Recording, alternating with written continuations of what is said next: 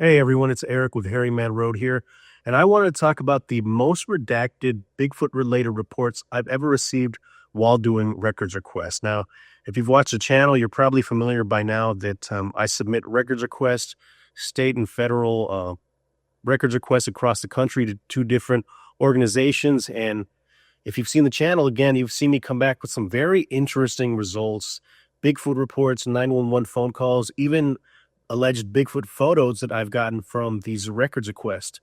Now, I wanted to go over these most redacted files because a lot of people have been asking me, do I believe in like a conspiracy or a cover-up theory when it comes to Bigfoot or Sasquatch? And all I got to say is really that these most redacted documents kind of point into an interesting direction. And we'll go over the documents and I'll let you guys kind of decide for yourself on whether or not you think there's any type of Bigfoot related cover up going on in the United States. And I'll just go ahead and jump right into the first reports. So these documents I'm about to show you come from a records request I did several years back regarding Tom Slick, the explorer, the eccentric Tom Slick, millionaire Tom Slick, that was searching for the Yeti in the early 1950s, getting his hands dirty.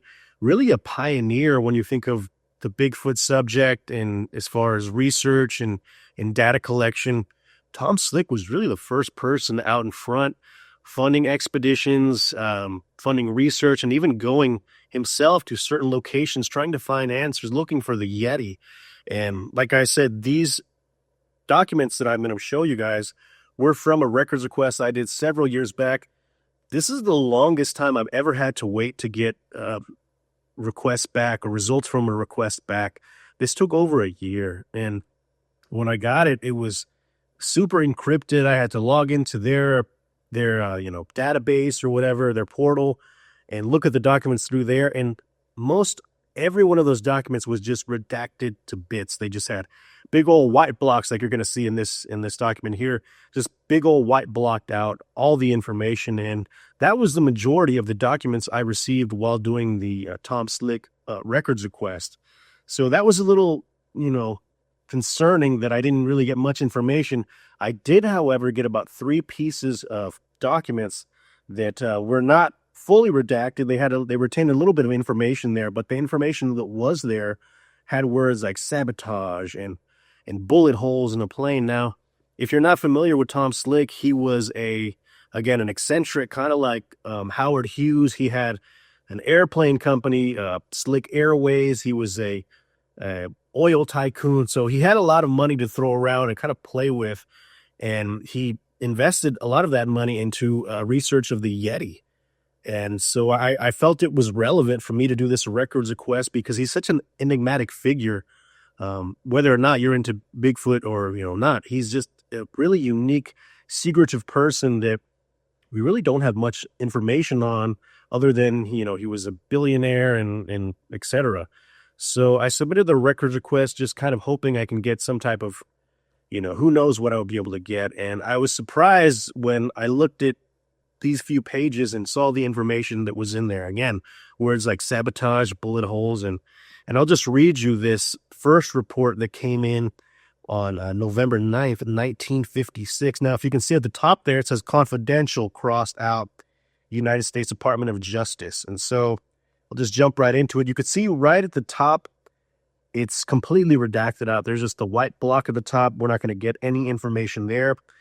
But what's underneath it is interesting, and I'll read it to you guys. A confidential informant who has furnished reliable information in the past has advised that on November 9th, 1956, a representative of Slick Airways Incorporated, 1329 18th Street, Northwestern Washington, D.C., redacted. Just a gigantic redaction there. After that huge redaction, it says, another confidential informant who has furnished reliable information in the past advised that, again, another gigantic redaction there, that we're not going to get any information. It says, this memorandum is loaned to you by the Federal Bureau of Investigation. Neither it nor its contents are to be distributed outside of the agency to which it's loaned. So right there, we have some really interesting information. It appears that we've got not one, but multiple confidential informants that have infiltrated Slick Airwaves and that are giving information to the Justice Department. And that all just kind of seems really, doesn't seem up to board. It seems a little shady, if I'm being honest, that they've got people infiltrating a billionaire's airplane company. I'll read you some other documents. These other documents were from 1950, a little earlier than that confidential informant report. And I'll read it to you guys here. It says, Office Memorandum, United States Government Director to the Federal Bureau of Investigations Director, from James M. Molnary, Assistant Attorney General, Criminal Division. And the subject is unknown subject, bullet hole and stabilizer of aircraft N4719N, March 12, 1950. Bullet hole and stabilizer aircraft, it says the number again, March 18, 1950, Slick Airways, Inc. I have your memorandum of April 26, 1950. In closing, a copy of a memorandum from your Los Angeles office advising that bullet holes have been found in 2 planes belonging to Slick Airways, Inc. You state that no investigation will be conducted in absence of a report from me. An examination of the enclosure to your memorandum discloses that available information does not indicate possibility of sabotage within the means of my memorandum. March 29, 1950. Entitled Aircraft Incidents of Sabotage Involving Pan American Airways. The Criminal Division accordingly does not desire the Bureau to make any investigations into this matter. There were bullet holes. Multiple planes had multiple bullet holes. And we know Tom Slick died of an airplane crash in, I was like 1956, 1958. That's really odd and kind of concerning that it looks like the Bureau, FBI, did not want to further investigate these incidents with Slick Airways, Inc. And you kind of wonder what's going on here. Why aren't they wanting to investigate freaking bullet holes in the guy's plane? That didn't make a lot of sense to me. But I'll read you this last piece of documentation that was here on April 26, 1950. And again, it's talking about the bullet hole and the stabilizer of the aircraft. Attached here, too, is a copy of a memorandum from the Bureau's Los Angeles office dated April 14, 1950, captioned as above. You will note that this matter was referred to by the Bureau of Civil Aeronautics Administration, but no investigation of these incidents was conducted by the CAA itself. Aircraft incidents of sabotage involving Pan American Airways file, they list the file, on the basis of the last paragraph of your memorandum together with the fact that Slick Airways in each instance has no idea of the probable location or whereabouts of these planes at the time they were allegedly fired upon. No investigation will be conducted of these incidents by the Bureau in the absence of specific instructions to do so by your division. So it almost seems like they're kind of asking one another, United States government, if they want to follow up on these Slick Airways bullet hole incidents. And to me, that's just, why wouldn't you want to follow up? It's a company that's in your, country being shot at. And I guess they didn't want to follow up because Slick Airways didn't want to provide where they were coming in and out of. That seems kind of suspicious and fishy. Also, where were they flying in and out of that they got shot at, multiple bullet holes? They definitely didn't want to tell the alphabet agencies what they were up to, what they were doing. And when you think of, when you think of Slick, Tom Slick, you have to think of the Yeti expeditions and the fact that allegedly he had, famous actor Jimmy Stewart from It's a Wonderful Life sneak in an alleged Yeti finger, what they believe to be a Yeti finger. They tested it later on and said it was like a yak or something like that. And we still have no idea where that finger is or where that bone is that they tested. Now with modern technology, I think it would probably be a wise choice to test it again. And we really don't have any information other than what we're being told as far as, the testing of the Yeti hand or whatever. It's interesting. And by all means, Tom Slick had everything he needed if he wanted to conduct a Yeti expedition without the United States government knowing about or being involved with it. He had the planes, he had the money, he put together multiple expeditions into the Himalayas looking for this Yeti. So he was familiar with getting all that together. And if you want to even throw in some more stuff, he actually made a ape testing facility in San Antonio, Texas, where he was from. And that primate research facility exists to this day. So that's just all kind of crazy when you think about it. He had the ability to ship this thing, if he had possession of it, to a facility that's capable of doing all types of research in Texas. So when you think about all this stuff together, his untimely death, that now we know his planes were getting shot at, a lot of questions arise from that. So conspiracy theorists will probably have a ball with these reports right here, but I just thought it was fascinating. Again, doesn't really mention Bigfoot or Sasquatch or even Yeti in these documents, but I feel like they're relevant to the subject at large, because this person was really the pioneer of Bigfoot research, Sasquatch, Yeti research in the world, to be honest with you. So I wanted to do this records request. Unfortunately, most of that stuff was redacted to hell, but we did get a couple of pages, a couple of interesting pieces of information that kind of add more mystique, add more mystery to the whoever Tom Slick was. So if you've watched my channel, you've probably heard me talk about this next incident before, and that is the incident that took place in Dino National Park, Colorado in 2020, where a group of people witnessed a Sasquatch and also some very strange bone piles. And what's really interesting about this is that the ranger that was assigned to this never followed up. There was never anything further than a little incident summary report, and that is because the ranger was apparently medically incapacitated to go out there and perform a full survey or a full report on whatever happened out there. So we really have no information. I'll just read you the incident record that we have here. And the officer's name is redacted, which it should not be. The report author is redacted, which it should not be. And at the very top, we can see in big black letters, it says, "Please note," all capital letters, asterisk, asterisk, asterisk. "This incident contains information that has not been approved by a supervisor." We have the incident number. We have the date. It was December 3rd, 2020. We've got the location, Dino National Park. And I'll read you the summary report, the only summary that's visible on this report. Summary: suspicious circumstances. Bigfoot hunters flocking to Yampa Bench Road report bone piles near road and Bigfoot sighting near Cleopatra's Couch. Bone piles may be related to poaching, possible OB camping along Bench Road. Unprepared visitors visiting area in winter may result in increased search and rescue. So we have no idea how this was reported to the Park Service. We don't know if it was a phone call, an email, it was a face-to-face report.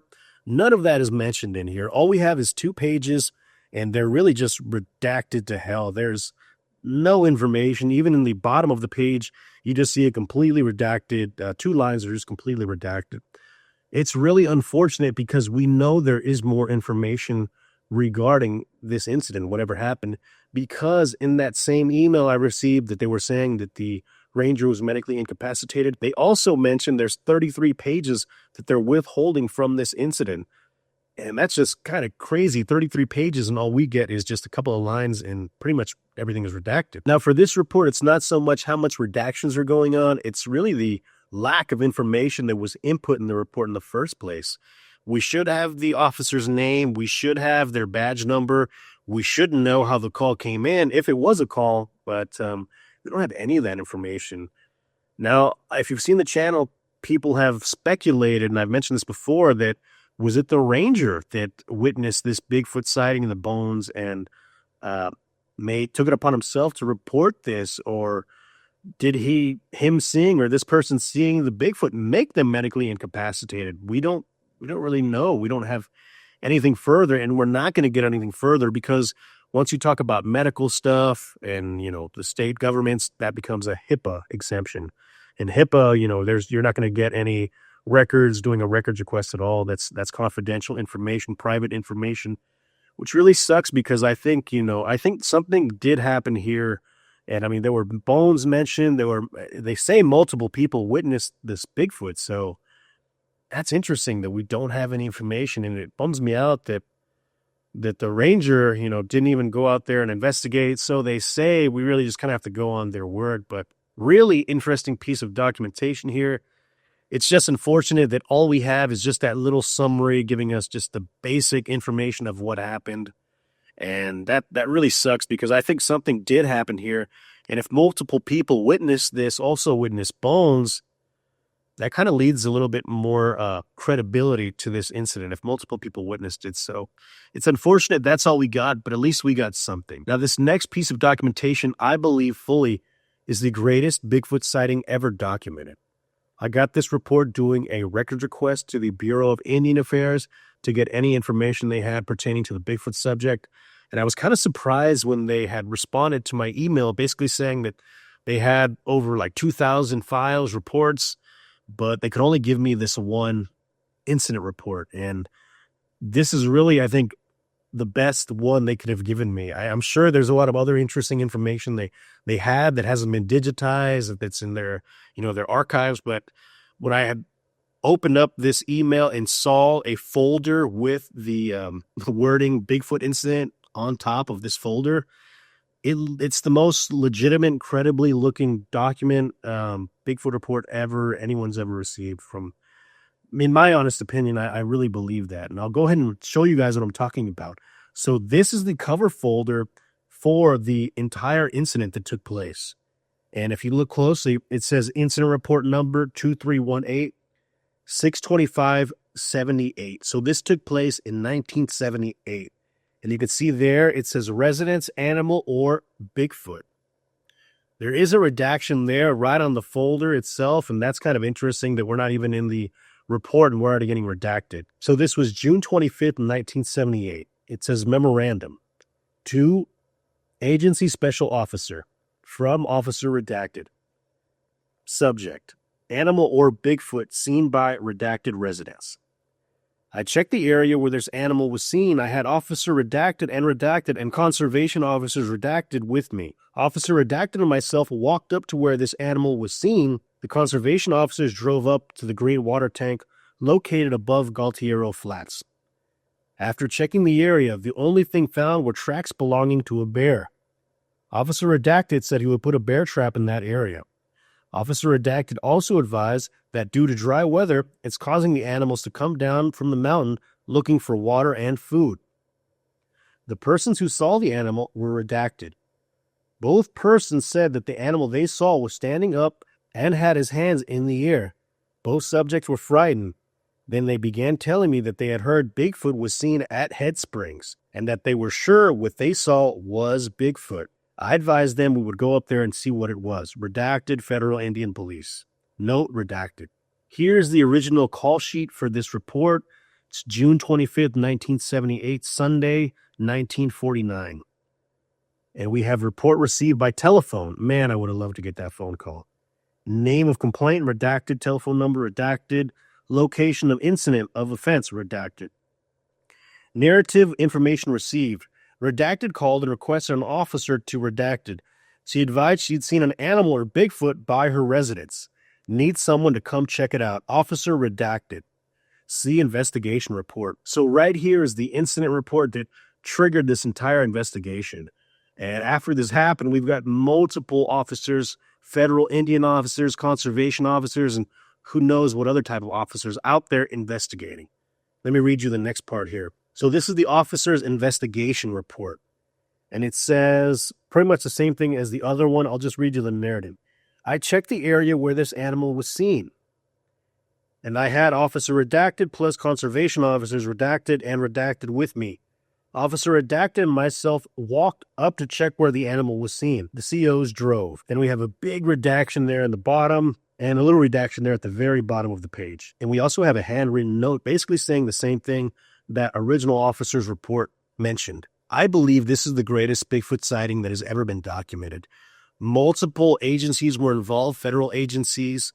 We've got multiple people going up there and investigating. More than one person got their eyes on whatever this thing was, a woman and I believe her child, and they were scared to death. So they called the tribal police, and the tribal police thought it was interesting enough to get other agencies involved out there. It's kind of insulting that the people who investigated this went up to this area and they said that, they saw bear tracks, and that's all it was. When the woman is very steadfast in her saying that, no, it was a Bigfoot. Like, I know what it was. I saw a Bigfoot. They're reporting Bigfoot sightings in Head Springs just around the corner. So to me, this is just incredibly interesting that multiple people witnessed this Bigfoot with its arms in the air, and she called a federal agency to come out and observe and look at the area to see if they could find anything. And they themselves brought other officers and other agencies onto the property to look for whatever this thing was. To me, it's incredibly interesting. If they were just bear tracks, why were there no photos of the bear tracks included in the report? Did they take photos? Did they not? We're just going off of this guy's word. I don't know. It's really interesting. We do know this was received by a phone call. The woman describing, because it's not in the report, describing exactly what she saw. Maybe she mentioned the word Bigfoot more than once. Maybe there's some other key characteristics that she mentioned on the phone call that didn't translate into the report. And that's just really, it's a shame that we don't get any type of transcript of that phone call, or if it was just that one phone call, if there was a follow-up or not. But I'm very happy with what we did receive, because again, to me, this is just the greatest Bigfoot sighting ever documented, because there is so much documentation. There's over 6 pages of this. So what do you guys think? Do you guys agree with me that this is possibly the greatest Bigfoot sighting that has ever been documented? Or do you think it was just a bear? Let me know in the comments below. Now, this last document is actually a police report, and it doesn't mention Bigfoot, Sasquatch, or anything like that, but the location, I thought it was interesting. And this is actually a records request I submitted to the Kentucky parks, trying to gather any information as far as cryptids roaming the land between the lakes area there in Kentucky and Tennessee. There's a lot of speculation, a lot of theories, more stories than anything about basically it being like a cryptid playground with dogmen and Bigfoot. And I really never gave it too much thought. The only thing that I had really heard that was kind of upsetting to me was this Bigfoot massacre that was alleged to happen in the 80s. And when I submitted my records request, I was specifically trying to find information from that time period to see if there was any breadcrumbs proving whether or not this did happen, it didn't happen. And I really don't think it happened at all. I think it was just some story that maybe got out of hand, some campfire story. And there's really no documentation proving that a massacre happened out there in the LBL. There's no documentation showing that. But I did get a really interesting report while doing that records request, and this is the most redacted report I've ever received before. It's just insanely redacted. Every page has just got blocks on it, black blocks on it that are just super redacted. We're not going to be able to get much information out of it, but there is some in the little bits that aren't redacted. There's an interesting story being told there, and I'll go over it with you guys. So this is an incident that took place in the LBL, the land between the lakes, on June 27th, 2021. And I'll just show you guys the document. You can see the date there, the incident type civil, and then if you see the incident name, human remains found. And then we have the incident location that should have the latitude and longitude, but unfortunately that is redacted. At the very bottom, we have the location address. That also is redacted. This is just page 1 of a 4-page report. On the second page, we have really not much information. We've got the person who made the call, redacted first name, redacted last name, identification redacted, the home address redacted, city address redacted, and then it lists someone else that is also redacted. So I can understand why they're doing that redactions. They're not trying to dox these people. So that kind of makes sense, but this next stuff just kind of gets wild. And again, we have another redacted complainant. We've got another one after that.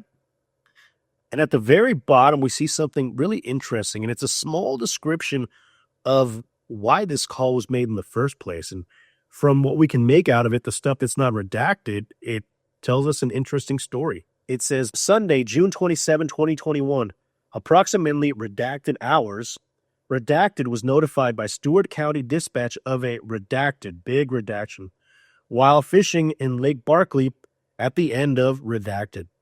At approximately 03:20 hours, Redacted arrived on scene and confirmed there was in fact redacted, big redaction. Requested dispatch notify Kentucky State Police of the remains. The redacted, giant redaction, was reeling in a line that had been out an extended amount of time attempting to catch catfish. When redacted thought redacted became hung up on something, redacted struggled with the line breaking the tip of the fishing pole. When the line was reeled in, redacted human remains. Redacted, big redacted.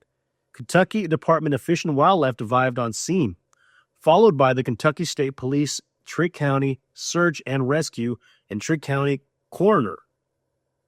Trigg County Search and Rescue redacted efforts were made to find divers to canvas lake bottom redacted.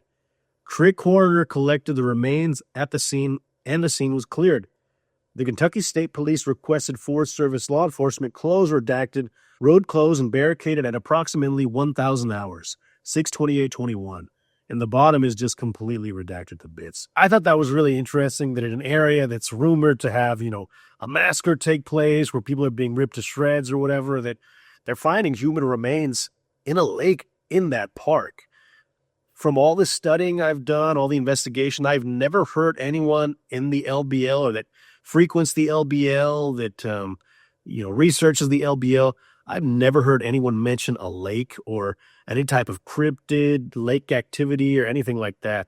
So when I read this, it was really shocking. And the fact that this person was like fishing and they reeled in human remains, that's just like a nightmare scenario to me. What did they reel in? Did they reel in like a human skull? Was it a leg? I mean, we really have no information just because there's so much redactions going on in there. They redacted the GPS coordinates. They redacted what time this person had this incident occur. They redacted where exactly, what roads near. They redacted all this stuff. And I think there was a lot more information that could have been had, but I really don't know what to say about this. Again, I'm not a believer in that LBL massacre thing. I'm not really much of a believer in the Dogman scenario. But this is interesting. And does it have to do with the cryptid or Bigfoot or Sasquatch? I really don't know. I was more or less trying to prove or disprove that whole massacre LBL stuff that people have been talking about, sensationalizing, and I didn't find anything about that. I didn't find anything about the 80s, didn't find anything about the bodies or whatever, but this to me sounds like one of the closest things in regard to what happened out there, because as soon as this happened, we've got multiple agencies on scene. We've got Trigg County. We've got the coroner out there. We've got forest and parks out there, all investigating what's going on. That leaves a paper trail. So if there was any type of incident or massacre, anything that happened in the LBL in the 80s, I would imagine the same type of response would have occurred. People would have been out there, multiple agencies, organizations. There would be a paper trail. There would definitely be some link as to what happened or people even coming forward. And as far as I know, there's stories of a sheriff that came forward, and none of it has been proven as far as the data, hard data, nothing like that. It's all just word of mouth. So, but again, I mean, how did this person's human remains end up in this lake? That's really interesting. We can only speculate. I wasn't trying to find information one way or another, but we did get this little piece of report, and unfortunately, that's the only thing I've got. That's the only report that Kentucky Sheriff's Office was able to provide me with. And I went back to the 80s. I think even the 70s. I went trying to find some stuff back then, and absolutely nothing that was given to me. It was just these 4 pages that were just insanely redacted. So I really don't know what to say about that. I think it's interesting. They found human remains in this area, and the people that study the LBL, that go out there and stuff, they themselves had no idea that they're walking around this area and there's a lake that had human remains in it, which is, it's kind of creepy when you think about it. But that's it. That is probably the most redacted piece of documentation that I've ever received. And again, it might not be Bigfoot related, but I did it with the intention of trying to find, cryptid documentation. Appreciate everyone sticking to the end of the video. Also, if you're interested, my Patreon houses the largest collection of Bigfoot, cryptid, law enforcement documentation online. So if you're interested in taking a look at that, it also helps me support The channel helps me get the documentation because, unfortunately, not all these documents are free, and I did have to pay for some out of pocket, which it's not very much fun. So if anyone's interested in helping me fund my research, helping me get some more documentation, more data, please consider joining my Patreon or taking a look at my book. And with that, I will see you guys on the next video.